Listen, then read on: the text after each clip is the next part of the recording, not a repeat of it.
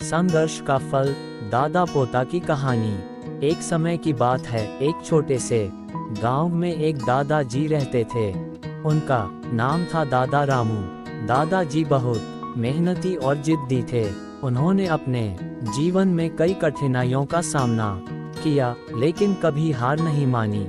उनके पोते का नाम था अर्जुन, जो अभी पढ़ाई कर रहा था। दादा की संघर्ष यात्रा। दादाजी का जीवन बेहद संघर्षपूर्ण था। उन्होंने अपने पिता की खेती को संभालने के लिए गांव में छोटे मोटे काम किए। जब उनकी उम्र बढ़ी तो उन्होंने एक छोटे से खेत की खरीदारी की। शुरू में फसलें अच्छी नहीं होती थीं, लेकिन दादाजी ने कभी हिम्मत नहीं हारी। उन्होंने अच्छे बीजों और नई तकनीकों का इस्तेमाल किया। धीरे धीरे उनकी मेहनत रंग लाए और उनका खेत फलने फूलने लगा।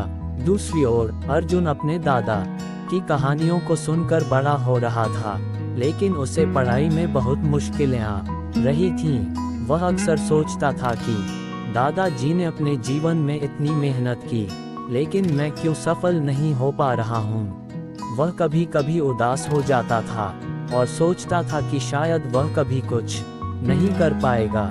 एक दिन की घटना। एक दिन दादाजी ने अर्जुन को अपने खेत पर बुलाया।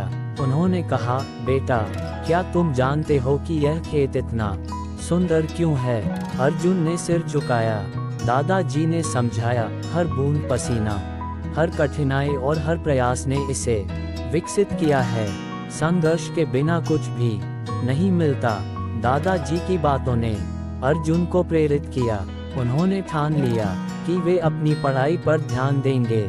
उन्होंने दादाजी के संघर्ष को अपने जीवन में उतारने का निर्णय लिया। वह रोज पढ़ाई करने लगे और कठिनाइयों का सामना करने लगे। धीरे धीरे अर्जुन ने अपनी कमजोरियों पर विजय पाई। कुछ सालों बाद अर्जुन ने अपनी पढ़ाई पूरी की और गांव का पहला व्यक्ति बना जो उच्च शिक्षा प्राप्त किया। वह गांव लौटकर दादाजी को गर्व महसूस कराया। दादाजी ने कहा, देखो बेटा, संघर्ष का फल मीठा होता है। तुम्हारी मेहनत ने तुम्हें सफलता दिलाई है।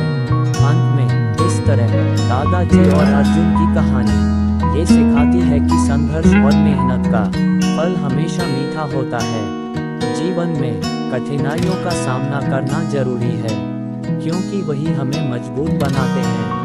दादाजी का संघर्ष और अर्जुन की मेहनत ने उन्हें सफलता दिलाई, और ये कहानी हमें हमेशा प्रेरित करती रहेगी।